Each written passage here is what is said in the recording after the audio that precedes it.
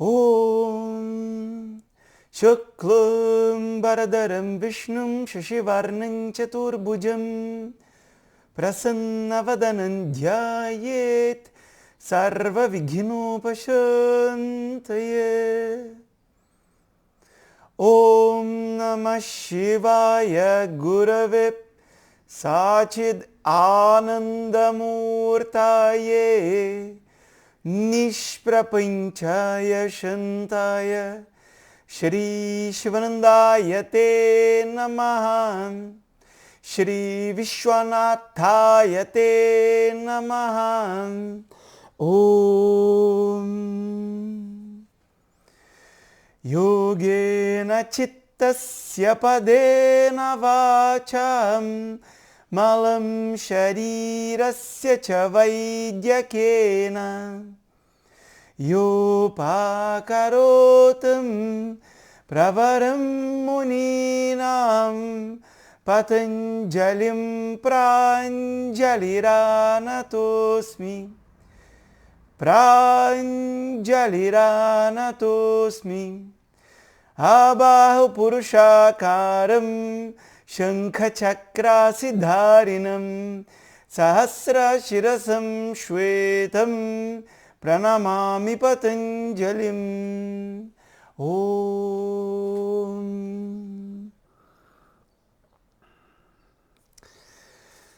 Namastê, sejam todos bem-vindos, seja bem-vinda, seja bem-vindo à nossa aula de Yoga Sutras de Patanjali. Nesse momento do nosso estudo, a gente está trabalhando em dissociar o sofrimento do obstáculo, entendendo que o obstáculo, até certo ponto, ele é previsível e também é natural, só que o sofrimento, ele não é natural e por isso que não é aceitável. A gente aceita que a vida tenha dificuldades. A gente sabe que isso faz parte da vida. Só que um pouco de sofrimento não é aceitável, nem que seja um pouco. A gente sente que tem algo de errado com a gente quando existe o sofrimento. Toda aula a gente inicia, com o que podemos chamar de uma amarração. A gente vincula a aula passada com essa aula para que a gente tenha um entendimento do percurso que está sendo feito, das etapas que a gente já caminhou para ter a visão do todo desse processo. Nessa sequência de sutras, poderiam ser simplesmente indicações para práticas meditativas, tipos de meditação. Só que se a gente entende que o que pega a nossa mente é essa conexão dessa resposta, que foi como a gente definiu, a gente conceitualizou o sofrimento como uma resposta aflita frente à vida, frente à dificuldade, frente a uma forma de pensar, frente a uma condição da mente, por exemplo. Só que se é uma resposta, eu posso mudar essa resposta, eu posso mudar a forma de responder às minhas próprias dificuldades da vida. Agora, como eu não tenho o controle absoluto, eu posso continuar me esforçando. Entretanto, devo entender, ter a lembrança que nem eu, nem você estamos no controle de tudo e que situações desagradáveis, assim como situações agradáveis, fazem parte do todo que chamamos de vida. Olhando para esse caminho, a gente vê a importância de fazer essa dissociação. Aí a pessoa pode tomar uma decisão. Olha, eu entendi isso, entendi que o sofrimento é uma resposta, e se é uma resposta, eu vou mudar isso. E nesse momento, eu fiz as minhas afirmações positivas e decido, eu não vou mais me colocar como uma pessoa aflita, tensa, ansiosa, inquieta, preocupada. Tudo em níveis altos, né? Porque um pouco de preocupação é normal, em alguns momentos um pouco de inquietação é normal. O problema é quando isso se torna algo crônico ou algo excessivo. Então a pessoa tomou essa decisão, ela entendeu um tanto. Só que não é só pelo fato de tomar a decisão é que a resposta vai mudar, porque houve um processo habitual construído ao longo de muito tempo, fazendo com que a mente responda dessa maneira. Assim, a gente precisa de certas qualificações. Como o próprio Patanjali, de maneira muito sucinta e direta, ele colocou o método. Ele explicou. Ele falou que se o problema da mente é o vikshepa, é essa oscilação, é essa distração, porque essa oscilação e essa distração, agitação, que não são palavras iguais, mas elas são muito parecidas nesse contexto. Essas características tiram a objetividade da mente e tornam difícil dificultam a situação para que a pessoa seja objetiva frente ao problema, frente à dificuldade, frente àquilo que deve ser feito, fazendo com que a pessoa se prenda numa subjetividade que vem com autodiminuição, com uma autocondenação e, portanto, piorando ainda mais a situação no qual essa pessoa está enfrentando, seja um problema de saúde, seja uma instabilidade mental, seja a dificuldade de progredir num caminho, de olhar para algo que é bom e conseguir avançar sem esse segue um pouco, segue um pouco, numa linha mais contínua, seja para qualquer coisa, seja para yoga, meditação, mas seja para o estudo de um concurso público, seja para a mudança de uma profissão, enfim, essa continuidade, ela é necessária. E a vida que nos leva a esse mérito é chamado de uma vida dhármica. E dharma porque produz punyam. Punyam e papam é dois possíveis resultados de ações. Toda ação que a gente faz tem um resultado, isso a gente já conhece, já ouviu muito falar.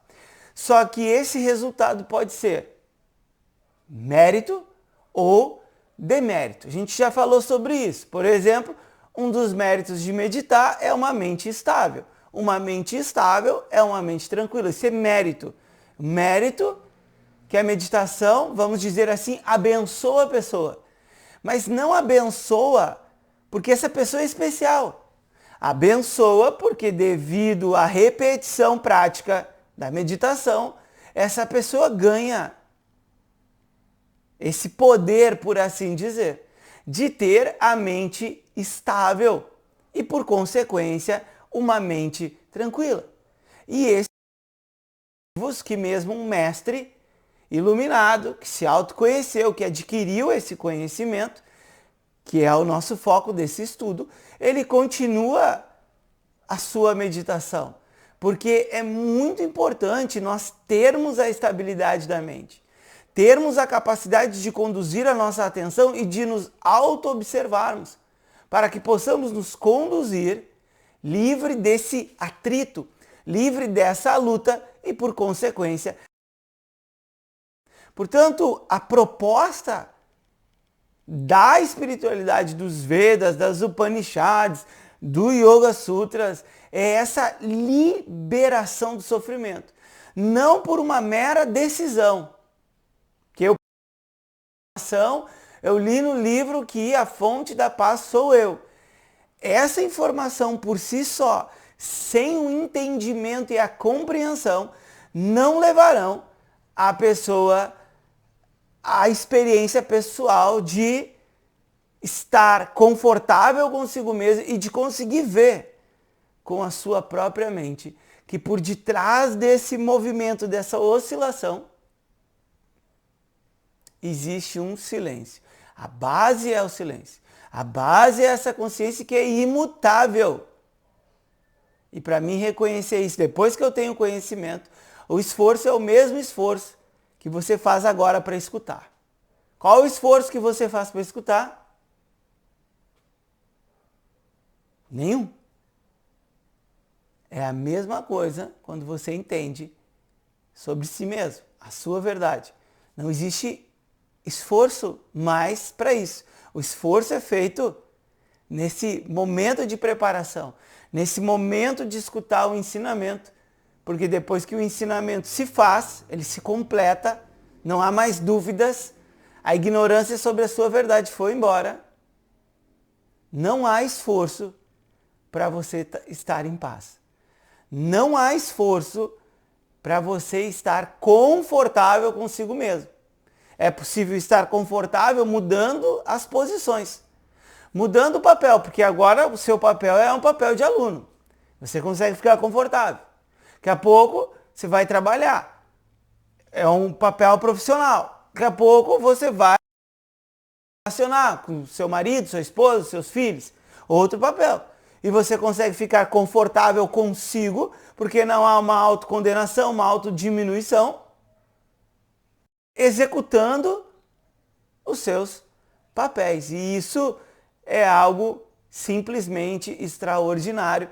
E esse é o caminho que é apontado, um caminho possível para a liberação do sofrimento. Seguindo essa nossa introdução, essa nossa amarração, uma vida de Dharma, que é o que vai ser falado logo no início do capítulo 2, a gente já apontou alguns detalhes, é uma vida que vai te propiciar boa saúde, tranquilidade e acesso ao estudo do tema do seu interesse, que no nosso caso é a busca pela felicidade, a eliminação da infelicidade, do sofrimento, e caminhando a gente percebe que existem assuntos complementares, né? Como a própria meditação aqui que é falada, né? Tão falada como um da mente, como um treinamento pelo qual a mente deve passar para que a gente possa estar se observando, para que a gente possa estar se colocando livre da luta, que tanto é falado. Então, uma vida de Dharma é uma vida que vai te conduzir a essa tranquilidade, só que não pensa que é fácil, porque tem situações muito complexas, só que ao executar aquilo que é correto, aquilo que é certo, por mais que desagrade uma pessoa, internamente a gente sabe que é aquilo que deve ser feito.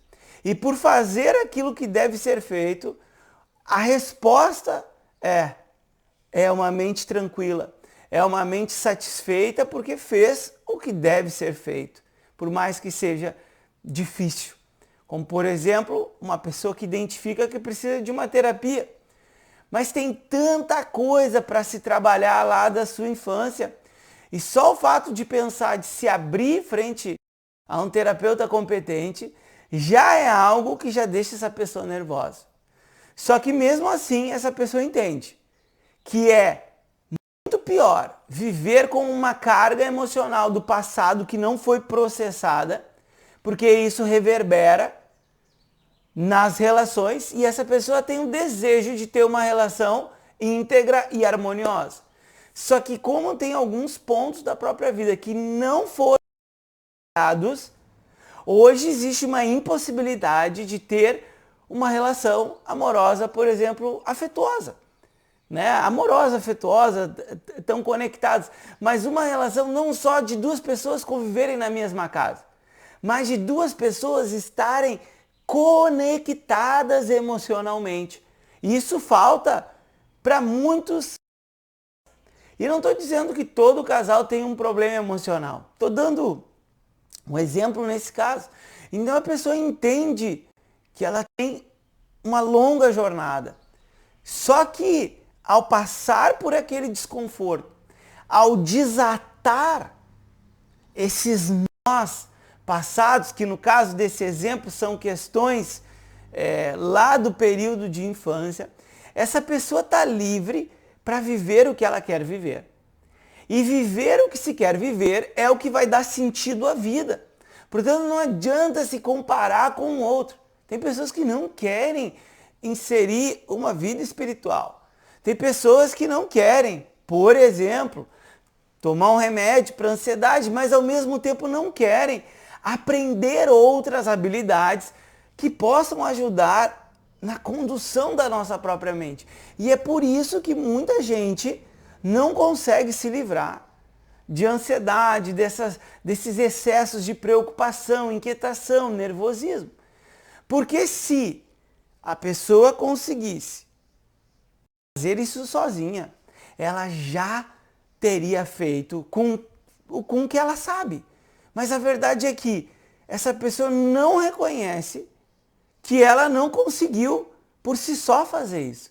E aí o método é eu tentar me distrair, eu tentar me afastar. E a gente se afasta, muitas pessoas se afastam de muitas situações da vida.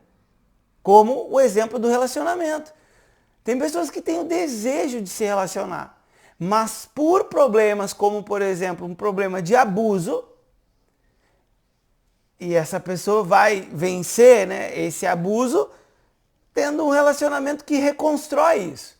Só que a dor ela é tão grande que o afastamento. Só que o afastamento, ele não necessariamente vai curar essa dor. E se a pessoa fundamentalmente não tivesse o desejo de se relacionar, tá tudo bem. Só que o problema é quando a pessoa tem um desejo de se relacionar, entretanto, o seu comportamento, ele é diferente do que a mente quer. E aí a vida perde sentido, porque se você não viver aquilo que você tem o desejo de viver, porque as pessoas têm uma base de desejo em comum, que é buscar por segurança, por prazer, por valores, e para aquelas que refletiram mais sobre a vida pela liberação do sofrimento, essa é a base comum.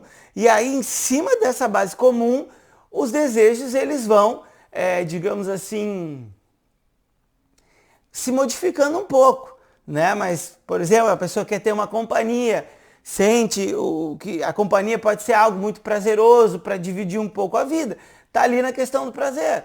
A questão da segurança, está tudo englobado, né, nesses 4 princípios básicos fundamentais.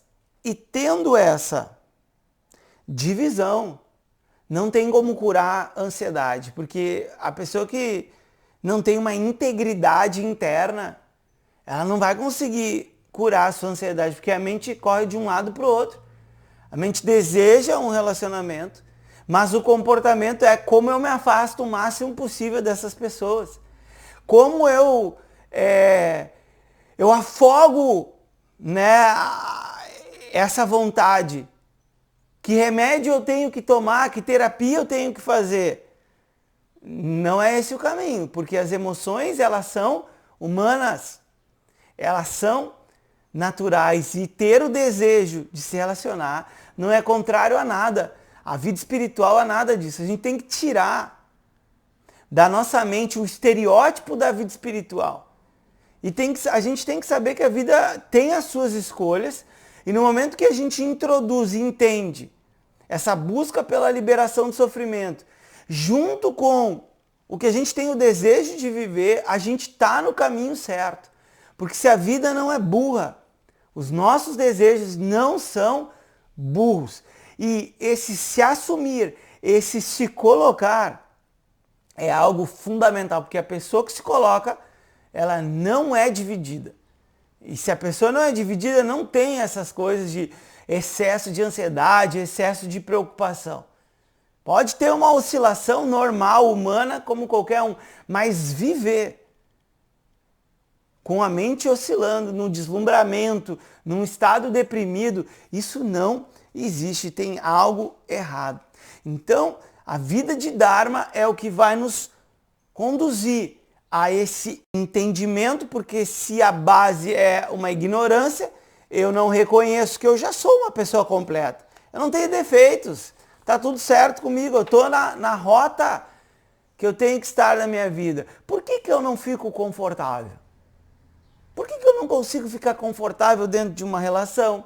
Dentro de uma relação professor-aluno, dentro de uma prática física? E é aí que está o gancho. Por que eu não consigo ficar confortável com a minha pessoa? Sabe? Eu posso estar ali no exercício, ali, tô cansado e tudo mais. Mas como pessoa, por que eu não consigo ficar confortável? E esse desconforto é o caminho, é a raiz do problema. Esse desconforto é a raiz do problema. Patanjali expõe um caminho que é prático aqui. Não fica só debatendo ideias, e ele coloca 2 tipos de conhecimento necessários. Um conhecimento estabilizador e um conhecimento discriminativo. Conhecimento estabilizador, ele já está dizendo, né? Se o problema é essa oscilação, essa agitação da mente, que nos leva embora a tranquilidade, tudo que eu quero que você quer é manter a tranquilidade para lidar com a vida. Isso é um fato. Quero manter a tranquilidade para lidar com a vida. Qual que é o caminho para isso? Estabilizar a mente. Ter uma mente mais estável. Diminuir essa oscilação da mente que tem como reflexo o quê? Ruído mental. O que seria o ruído mental na aula de Vedanta? Eu discordo disso. Eu acho que isso está errado. O professor não está bem hoje. Estou bem, mas é só um exemplo. Percebe que a mente não tem um foco para absorver o conhecimento. Tem um pouco. Só que esses pensamentos que atravessam o processo é o que é ruído mental. E esses tempos eu fui dar uma palestra numa faculdade de fisioterapia e um dos exemplos dados para o ruído mental é quando se tira a carteira de motorista, né? E quando a pessoa vai tirar a carteira de motorista, se tu ficar naquele grupinho das pessoas dizendo não, porque não vai dar, porque o fulano rodou. Fulano foi o primeiro, fulano rodou. Aí aquilo ali acaba com a mente. E é engraçado, engraçado não é, mas é interessante, que foi dado o exemplo, não deu há 5 segundos, o rapaz levantou a mão. E isso aconteceu comigo. Porque a mente perdeu a parte factual, objetiva que está ali. Os carros estão andando, as pessoas estão fazendo o seu teste e tudo mais. E a mente entrou nesse ruído de julgar e de se autodiminuir, porque eu não vou conseguir, porque eu sou uma pessoa nervosa, porque eu sou uma pessoa insegura, porque eu não dormi bem. Isso pode ser verdadeiro. Só que, perdendo essa objetividade, você dificulta ainda mais a execução de uma tarefa. Isso vale para tudo. Para dar uma aula como essa, para escutar um ensinamento, para trabalhar, para tudo. E o caminho é essa estabilização da mente. E Patanjali, ele colocou, né, que o método é abhyasa eka tattva, que é a fixação da atenção no elemento único. Porque se esse ruído mental é essa mente que oscila o tempo todo, o oposto de uma mente agitada é o quê? Uma mente focada. Não é, como muita gente imagina, eu medito, aí eu fico relaxado, deitado ali, sabe, tranquilo, sem fazer nada. Estereótipo que as pessoas colocam, sem saber. Porque o oposto da agitação é o foco. Então eu quero ter uma mente focada, uma mente que está presente e, por consequência, uma mente objetiva, para poder lidar com esse movimento da vida, dissociando, eliminando essa resposta. Porque eu posso sim lidar com uma dificuldade sem ficar inquieto, extremamente preocupado, tenso, nervoso ou ansioso. É possível, com treinamento, é possível você lidar com a vida dessa maneira. Se Vikshepa, a agitação é o problema, o oposto é o quê? É o foco e a tranquilidade. E Patanjali insere aqui um termo que vai seguir com a gente, que é Chitta Prasada. Prasada tem inúmeros significados, pode ser a estabilização, a limpeza, a tranquilidade, a calma da mente. Porque é isso que nós queremos. A gente quer treinar nossa mente para que a mente permaneça tranquila, e o caminho para fazer isso é mantendo a mente estável, para que possamos lidar com a vida. Certo? Aqui ele cita vários elementos que as pessoas, isso também me inclui, deveriam se trabalhar, a começar pelas relações. Porque boa parte das pessoas tem problema de relacionamento, tem problema emocional. E ele cita 4 tipos de relação. A relação com pessoas felizes, a relação com pessoas infelizes, a relação com pessoas corretas, virtuosas, e a relação com pessoas que não são corretas e não são virtuosas. Se a gente conseguir eliminar o desconforto e a disposição negativa da nossa mente, com esses 4 fatores, a gente praticamente resolve os nossos problemas com o relacionamento com as pessoas. E o antídoto para isso, que deveria ser natural, mas numa sociedade competitiva, comparativa, a resposta que é dada não é uma resposta que conduz a pessoa à tranquilidade.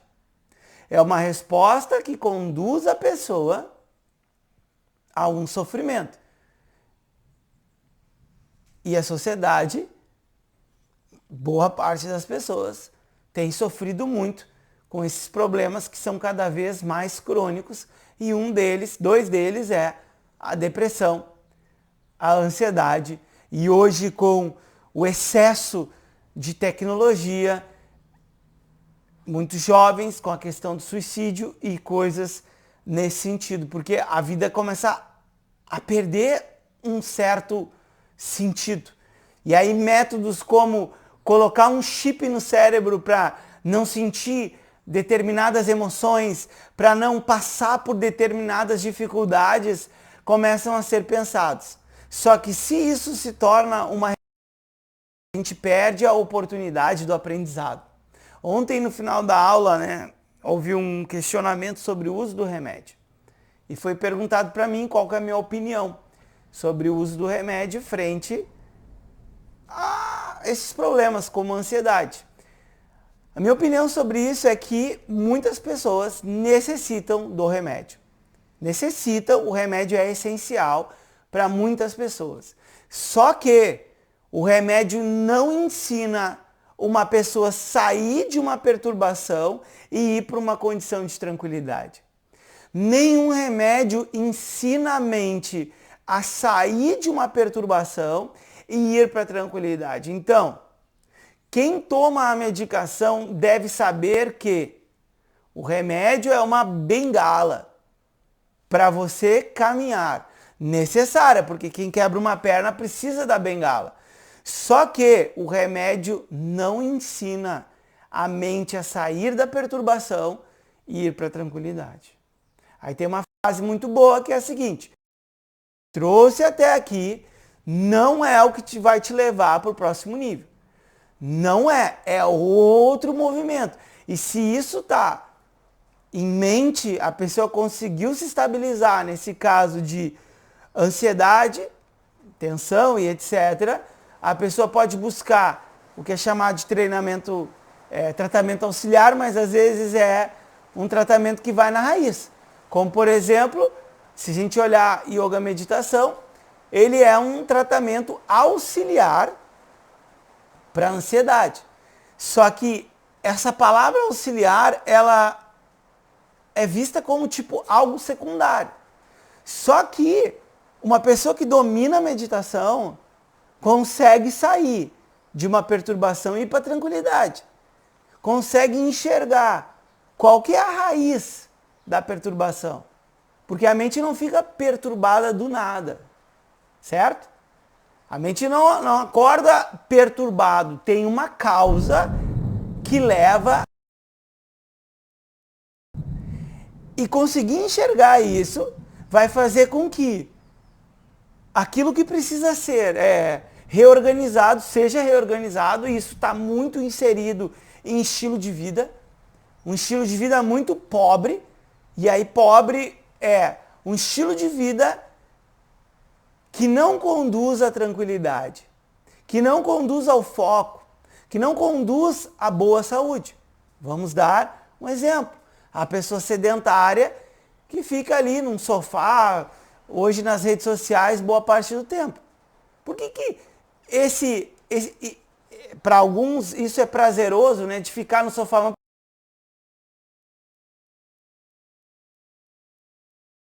É um sofrimento. É a doença do corpo, doença mental e por aí vai. Então, o estilo de vida dhármico, como a gente citou, usou esse termo, é aquele estilo de vida, é aquela rotina, são algumas coisas que a gente insere na nossa vida que nos conduzem a um caminho de boa saúde, estabilidade, tranquilidade e, por consequência, também o estudo, a exposição ao conhecimento, como esse conhecimento do Yoga Sutras, para que a gente possa se liberar do sofrimento, para que a gente possa se liberar da sensação de carência e de qualquer tipo de autocondenação, estando confortável e encontrando uma aceitação completa de si mesmo frente à vida. As atitudes: gentileza para com pessoas felizes, compaixão para com pessoas em dor, boa vontade, admiração para com pessoas virtuosas e neutralidade para com pessoas não virtuosas.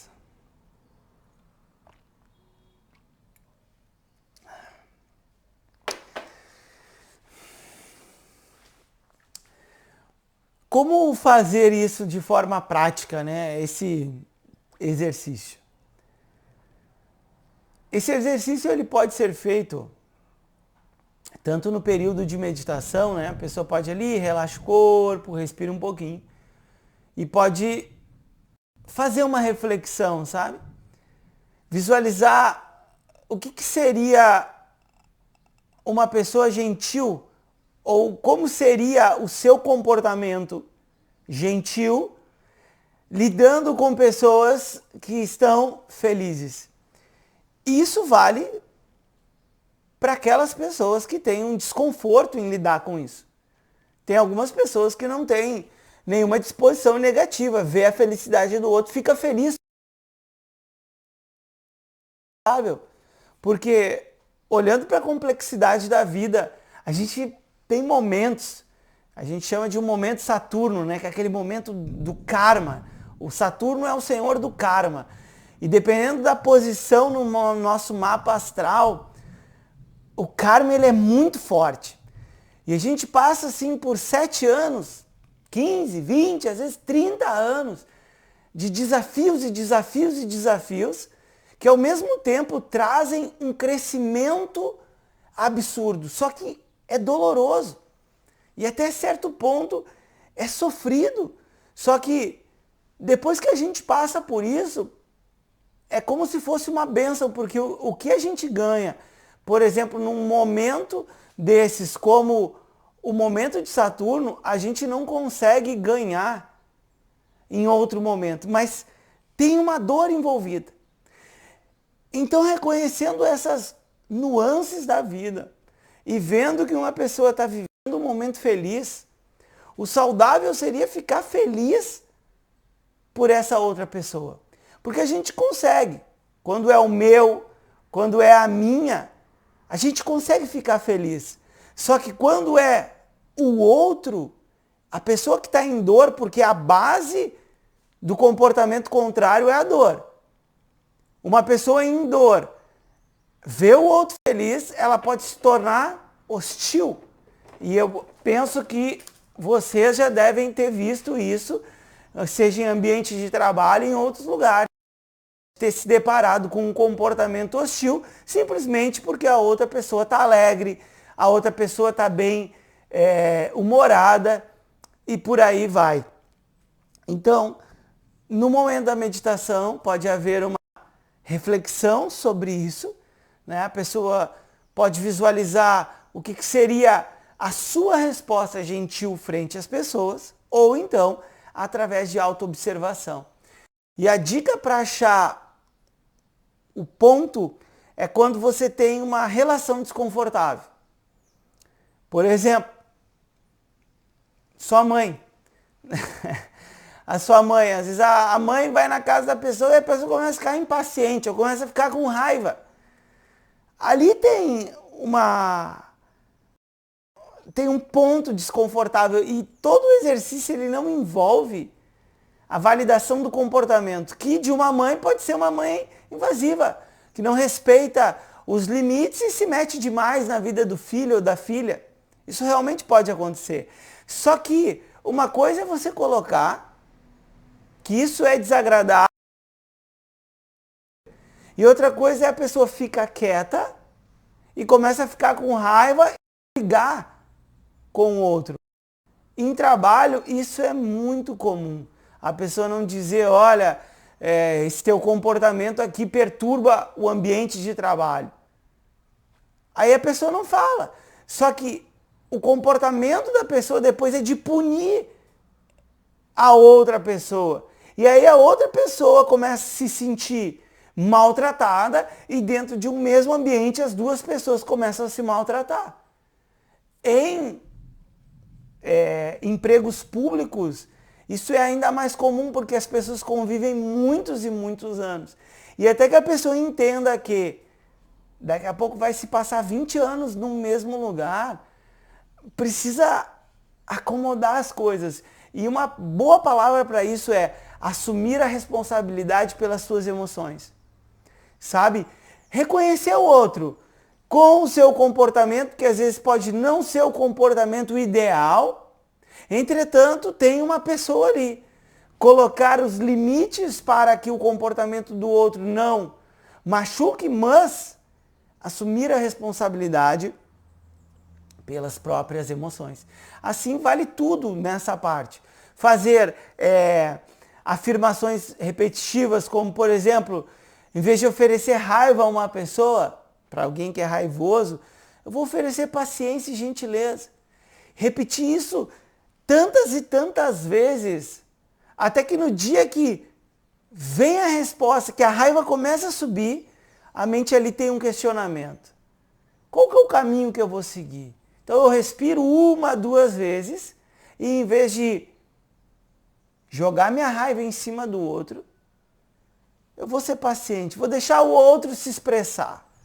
Vou deixar o outro ser quem ele é, sem tentar controlar.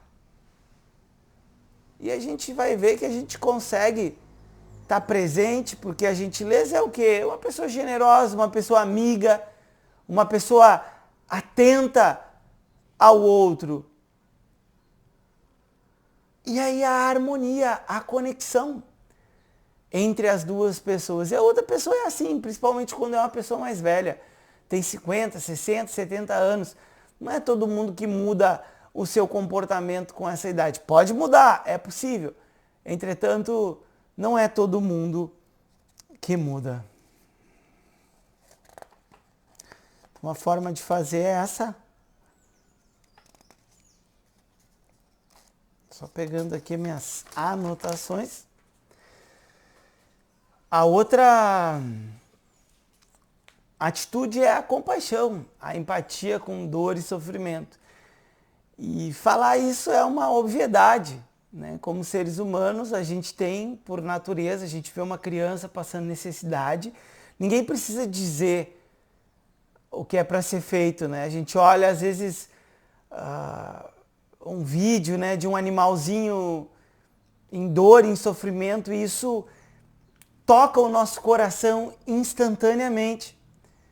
E a gente quer fazer algo porque ver a dor do outro nos lembra que a gente também sente dor, que a gente também sofre, e como é ruim sentir dor, como é ruim sofrer. Então, se a gente pode ajudar o outro a eliminar a dor, quando a gente está conectado com a nossa humanidade, ninguém precisa dizer para a gente ajudar. Isso faz parte de nós como seres humanos. Só que na correria, por vezes não há essa conexão com a nossa humanidade. Principalmente no nosso país, que é um país de sobrevivência. O Brasil é um país de sobrevivência, não é um país de pessoas cultas. Isso é um fato. Se a gente pegar aquela visão antiga dos romanos da política do pão e circo, é muito parecido com isso, não mudou muita coisa. É só a gente ver a diferença, né, de botar um vídeo de bobajada e um vídeo quando você fala de um assunto em profundidade. A diferença de atenção que uma bobajada recebe e para um assunto, seja ele qualquer, né, seja o aprofundamento da leitura para o entendimento. Quantas pessoas que vão se interessar em melhorar sua capacidade de leitura, entendimento e compreensão, ou ver um vídeo de uma dancinha de 15 segundos.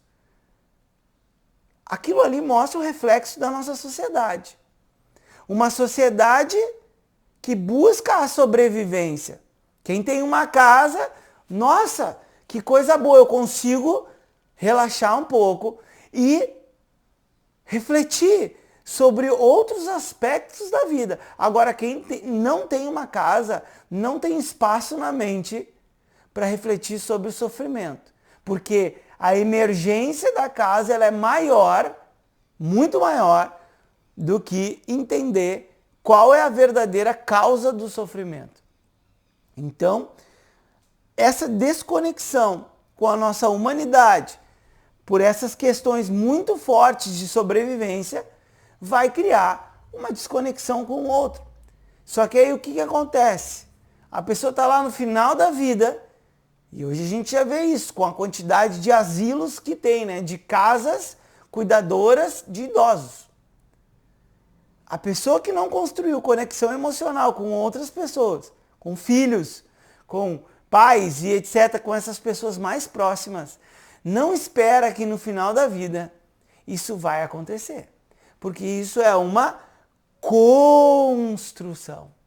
Então, ao nos depararmos com o sofrimento alheio, com a dor alheia, uma boa atitude é uma empatia. A gente vence muita coisa, só que a nossa visão de vida é a nossa visão de vida. A outra pessoa, se tivesse a nossa visão de vida, faria a mesma coisa que nós fizemos. Então a resposta, que muitas vezes é uma imposição, é uma hostilidade e é até mesmo uma violência. Quantos filhos aí sofrem uma agressão dos pais porque cometeram um erro? Só que no momento que o pai é violento com o filho, o pai esquece que essa mesma pessoa também cometeu erros e recebeu uma violência. E isso é a perpetuação do karma. A pessoa não teve essa conexão emocional. E essa pessoa passa o que foi muito ruim para o outro. Uma desconexão emocional perpetuando o karma. Então, para com pessoas que estão em sofrimento e não querem sofrer, o antídoto é a empatia. E a empatia passa por enxergar o ser humano por detrás do seu papel. Um exercício muito legal é olhar a mãe não como a mãe, olhar o pai não como o pai, olhar o marido, a esposa, o filho e a filha não como a figura do meu filho, do meu pai, da minha mãe, e sim da pessoa que está por detrás daquele papel. E no momento que você olha o ser humano ali, isso é interessante muito com os filhos, né? Porque os filhos vão viver ainda um bocado, né? A gente vê que é um ser que está ali, com uma conexão com você, com o seu marido, com a sua esposa, enfim. Mas é um ser humano que tem as suas escolhas, que tem a sua forma de pensar, influenciada por você, pela educação, é verdade. Só que tem pontos específicos que não serão iguais aos seus. E é um ser humano ali. E a gente consegue se conectar emocionalmente. E na maioria das vezes é o que a pessoa precisa. Ela não precisa de um julgamento. Porque a pessoa que está sofrendo já se autocondena. Ela já se autocondena de não ter conseguido ser que nem os outros. De ter sido, entre aspas, o sucesso. Não. Ela está tentando, mas não consegue. Então não precisa de um amigo que não é amigo para chegar e dizer, não, você não serve para isso. Talvez o caminho que a pessoa está seguindo não é bom para ela. Pode ser. Isso pode ser que realmente seja uma verdade. Só que o nosso papel não é julgar e condenar o outro. Com uma conexão humana, a gente é empático quando a gente quer. Isso não é para acolher a sofrência de todo mundo, começar a escutar o sofrimento de todo mundo, mas começar a entender que ninguém quer sofrer.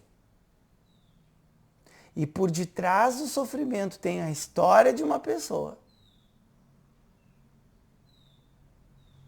Assim como você tem a sua própria história. E se, em vez do ruído mental, da indiferença, da hostilidade, da raiva, a gente possa simplesmente acolher, escutar a pessoa e se conectar emocionalmente. Em muitos casos, esse vai ser a cura, porque a pessoa já não se valida. Então, quando o outro valida, o outro validar não é fazer pelo outro, porque ninguém vai poder cumprir o papel do outro. A gente pode influenciar, a gente pode ajudar, mas é somente a pessoa que pode fazer o seu papel. Exemplo do corpo e mente. Ninguém pode cuidar do corpo e mente do outro. É somente a pessoa. Agora, uma pessoa que valida o outro vai ajudar o outro que não consegue se validar a se validar. Quando alguém aponta para características positivas na outra pessoa, para pensar na sua vida, se alguém já chegou e disse, olha, como você é bonito, ou como você é bonita. Não alguém que tem um interesse numa relação, mas um amigo que diga, olha, o fulano de tal fala até meio brincando assim, nossa, você recebeu a bênção da beleza, a bênção da inteligência, a bênção das negociações. Numa sociedade competitiva ninguém fala isso. E quando a gente enxerga essas qualidades, isso se torna algo muito importante. Porque a gente nasce com diferenças. E ninguém tem só dificuldades. Todas as pessoas, do mais pobre ao mais rico, têm um potencial. Isso é o que torna a vida justa nesse sentido. Agora, se a estrutura social possibilita o desenvolvimento desse potencial ou não, isso podemos discutir. Agora, todo mundo tem um potencial. Talvez para música, talvez para matemática, talvez para filosofia, talvez para o ensino, talvez para o aprendizado. Todo mundo tem esse potencial. Então, uma atitude madura não é o que eu vou ganhar do outro. Se o outro não tem nada para me oferecer, eu não estou nem aí. Mas sim, como que eu posso contribuir?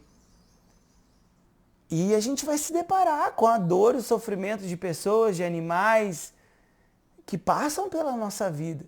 E se, em vez de julgar e condenar os outros, de oferecer impaciência, imposição e hostilidade, a gente troca isso por uma empatia. Faz um experimento de conversar com alguém e não julgar a pessoa e não ficar dizendo o que você faria, o que você fez.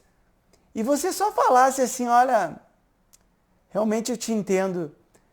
Qualquer pessoa na tua situação sentiria muita dor de passar por uma perda e uma ruptura como tu tá passando. Como é que tu tá te sentindo nesse momento? E no momento que você pergunta isso, você silencia. Como é que você está se sentindo nesse momento? No momento que a pessoa consegue se expor e se colocar e talvez falar sobre a sua tristeza, sobre a sua saudade, aquilo ali vem para a mente consciente, aquilo ali tem um tempo que se processa e vai embora. E isso é uma terapia que ocorre nas relações. Ou não, porque tem relações que são duas pessoas que moram debaixo de um mesmo teto. Isso vale para filhos, enfim, para pessoas próximas. Não tem essa conexão. E essa conexão ela pode curar muita coisa. E isso está no ser humano. Porque ninguém precisa ensinar um ser humano a fazer isso. A gente só precisa sair desse modo de estar sempre correndo. E quando surgir uma oportunidade, a gente aplicar uma habilidade importantíssima, que é escutar. Eu vou escutar. Escutar essa pessoa. Vou possibilitar que essa pessoa se expresse. Não com a ideia de acolher o sofrimento do mundo, mas em algumas circunstâncias, principalmente filhos, marido, esposa, pai, essas pessoas mais próximas, às vezes no próprio trabalho, eu vou fazer o exercício de escutar, de parar de condenar, de parar de apontar o dedo, porque sempre que eu aponto o dedo, olha só, tem um dedo que aponta para o outro e tem 3 dedos que apontam para mim. Então eu posso olhar para mim e mudar a minha atitude. Só que, e se a pessoa sofredora não é o outro? E se a pessoa sofredora sou eu? Qual que é o antídoto? E varia de pessoa para pessoa, porque tem pessoas que não têm esse problema. Agora tem algumas pessoas que sim. E a pessoa precisa se tornar um amigo de si mesmo. A pessoa precisa se acolher a si mesmo. Parar de fazer isso para o outro. Tem pessoas que fazem isso demais para os outros e se abandonam. E passar a fazer isso para si próprio. Começando por aquilo que essa pessoa tem vontade de viver. O que você tem vontade de viver? Qual que é o tipo de vida que você gostaria de viver? O que você gostaria de fazer? E começar por essas pequenas coisas, para que você possa se acolher, para que você possa se tornar um amigo de si mesmo. Meu professor insistiu muito. Insistiu, não, né? Mas me indicou a turma, né? A fazer a meditação da criança interior. E eu fui muito resistente, porque quando a gente fala em criança, a gente já pensa em algo infantil. Como eu gostaria de ser uma pessoa madura, eu pensava que eu não precisava dessas coisas infantis aí. Isso é bobajada, né? Bobajada. Só que No momento que eu fiz e que eu olhei para minha criança interior, eu fiquei apavorado. Porque eu comecei a entender muito do meu comportamento atual pelo meu comportamento infantil. Então, esse tipo de meditação, que em algum momento a gente vai fazer aqui no Instituto, assim como essas meditações para purificação da mente, para eliminar essa disposição negativa, porque quase que a totalidade das pessoas precisa. Então, isso está no nosso caminhar que nós vamos fazer.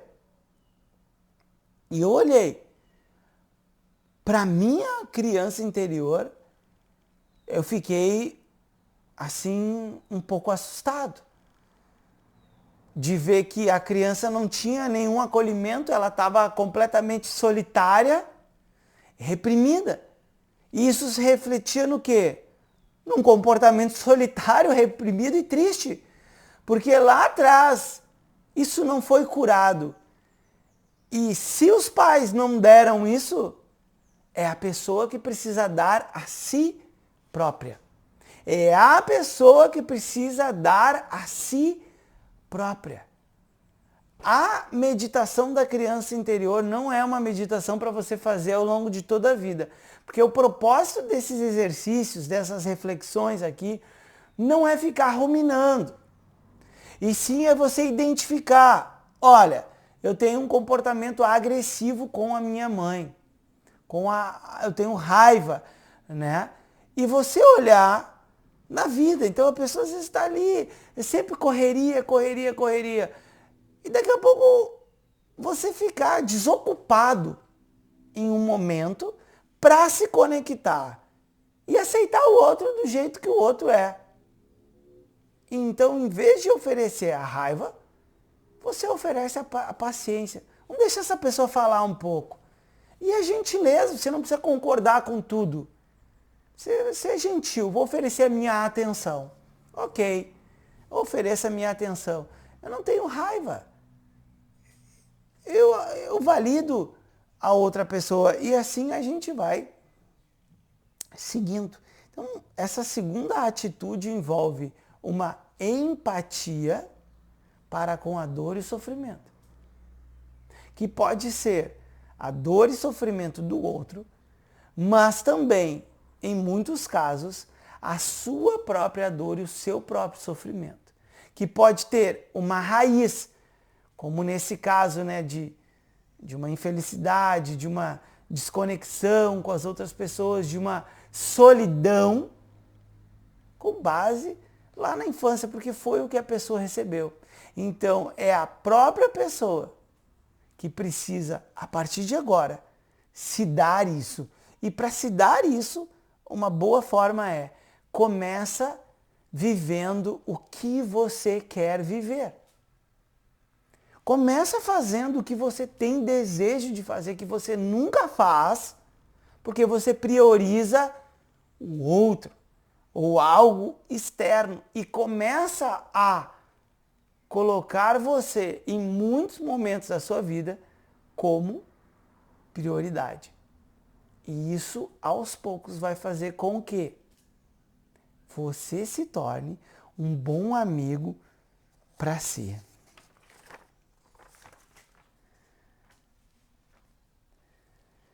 Próxima atitude, que a gente só vai colocar aqui, vai dar seguimento na próxima aula, é a admiração, né? A boa vontade para com aquelas pessoas que são virtuosas, para aquelas pessoas que são pessoas corretas, que são pessoas que se colocam.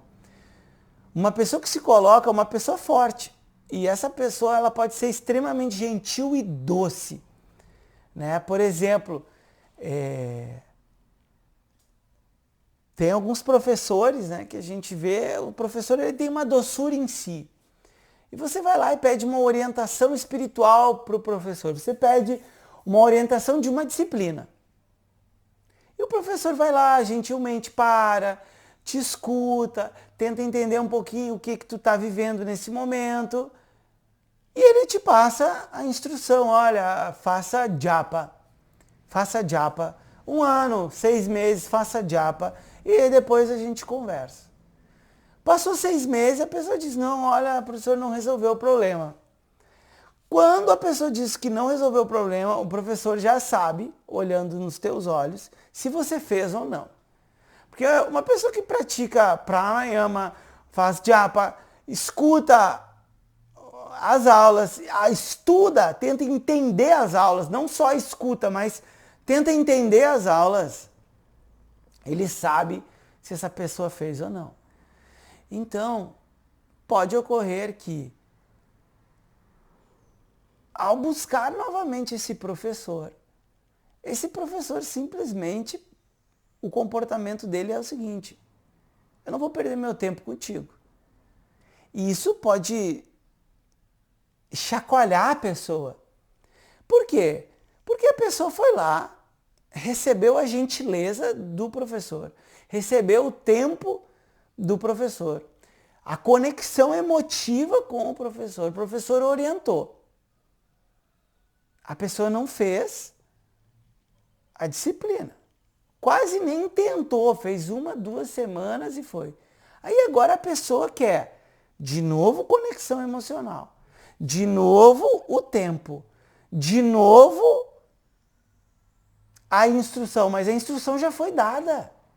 Para corrigir esse problema mental, por exemplo, da oscilação da mente, é a meditação. Então não adianta ficar o tempo todo no mesmo problema se você recebeu a solução, se você não trabalha para progredir em direção à solução.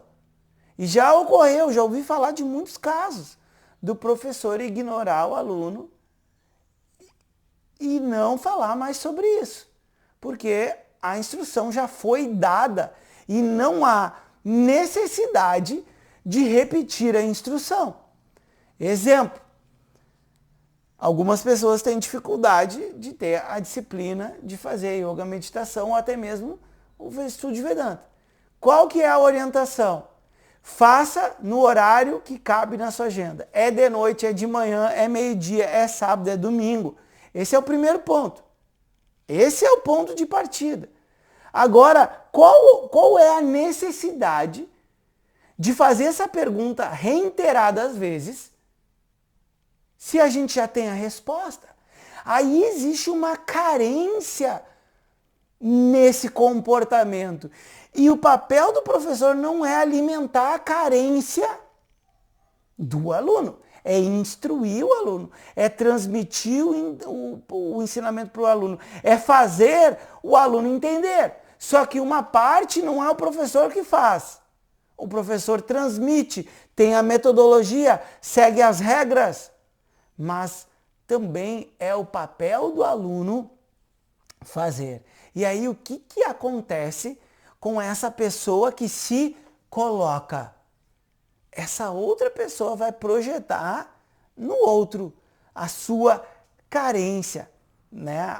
Enfim, pode virar o quê? Pode virar raiva. A pessoa pode ficar com raiva do professor. O professor fez o seu papel. Se a pessoa entender esse comportamento, a pessoa depois de um tempo agradece. Que bom que o professor não passou a mão na minha cabeça. Se lá atrás, quando eu tinha dificuldade de me expressar, e que meu professor pediu para mim fazer uma dança na frente de 60 pessoas, e eu fui questionar, que eu não aceitei isso. Eu preferia limpar banheiro sujo do que me expor na frente das pessoas. Só que eu não ia crescer mais limpando o banheiro. Eu ia crescer me expondo. E o me expor é o quê? Eu me livrar do olho dos outros que ficavam em cima de mim. O que as pessoas vão pensar? As pessoas vão me aceitar? Não. Eu precisava naquele momento me aceitar como uma pessoa, com as minhas dificuldades. E que algumas eu ainda tenho. Talvez não sou o professor mais calmo e tranquilo para falar. Talvez não, mas é o meu jeito, é assim. E em algumas coisas a gente vai mudando, outras coisas elas demoram mais, outras coisas não vão mudar da nossa personalidade. E por isso que a gente não se conecta com todo mundo. A gente se conecta com algumas pessoas e com outras pessoas não. Esse é um processo de acolhimento pelo qual a pessoa deve passar ao longo da vida, porque cada um deve encontrar a aceitação incondicional da pessoa que é. E aceitar incondicionalmente a si próprio não é validar comportamentos que causam sofrimento no outro e sofrimento em si mesmo, sabe? Mas é se reconhecer como pessoa, sabe? Olhar que por detrás de toda essa dificuldade tem uma pessoa. Tem uma pessoa fundamental que só quer ser feliz.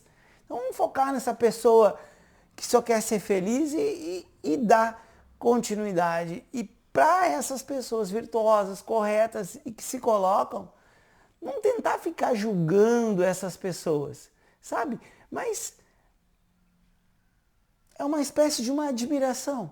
E não uma inveja, um ciúme, porque a pessoa é segura de si.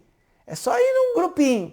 Faça um experimento social, vai num grupinho, pode ver. Aquela pessoa que é segura de si, que é uma pessoa que é livre. A pessoa não é condicionada ao grupo. Está ali no grupo, o grupo é legal e tal, mas não é presa ao grupo. Tem a sua forma pessoal de pensar, diverge de algumas ideias. Você vai ter certeza que dentro do grupo tem um outro subgrupo que fala mal dessa pessoa. Sabe por quê?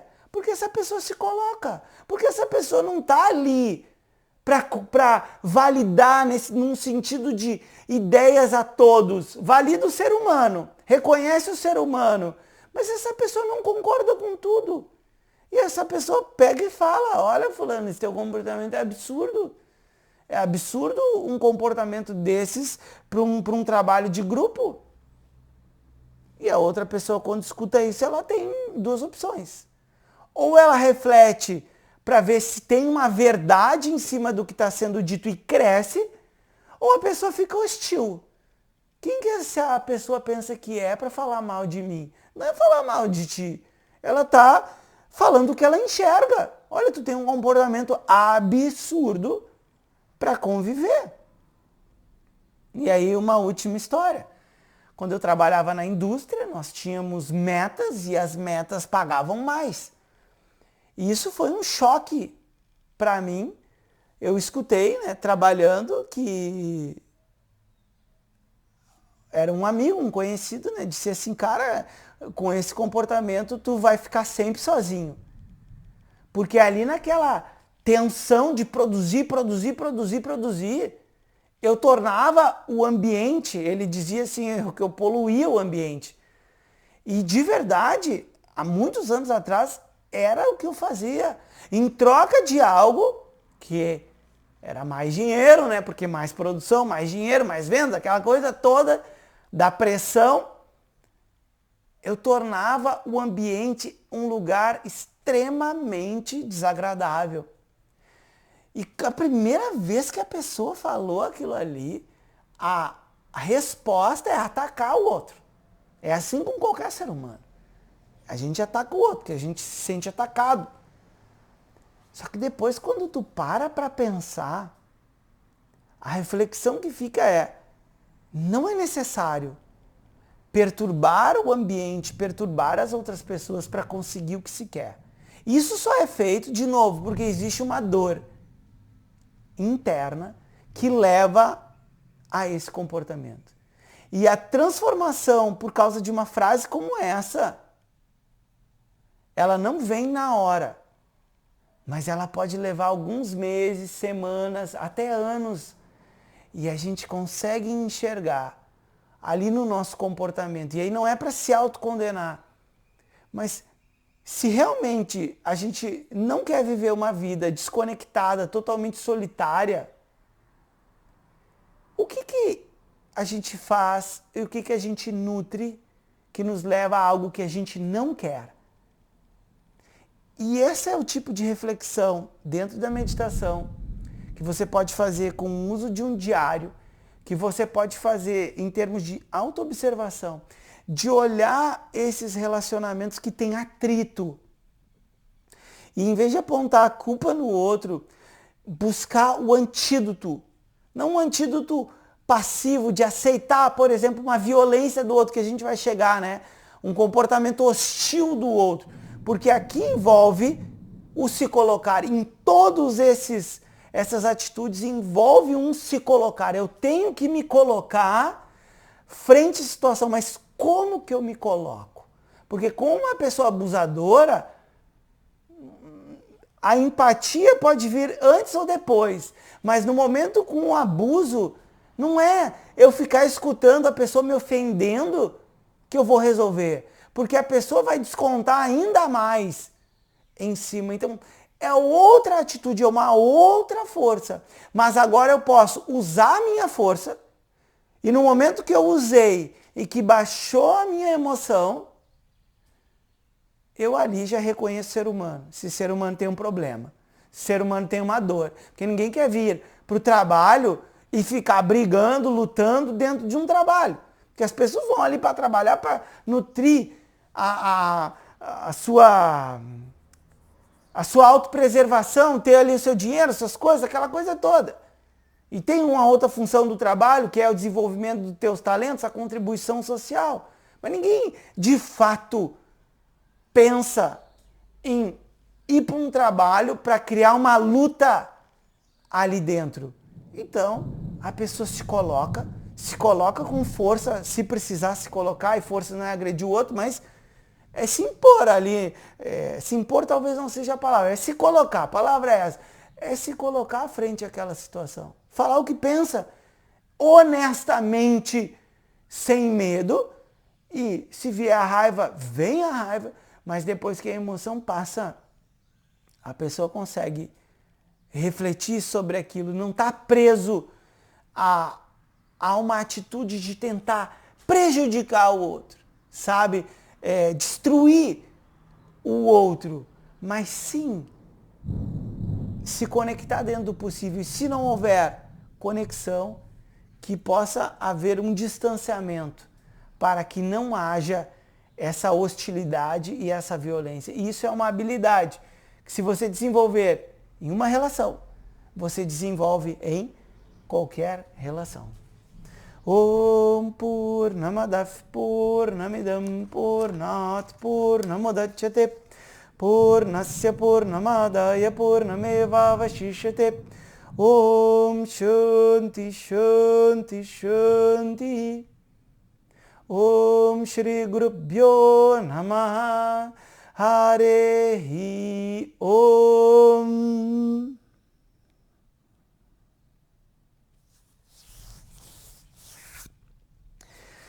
Namastê, pessoal. Forte abraço. Tchau.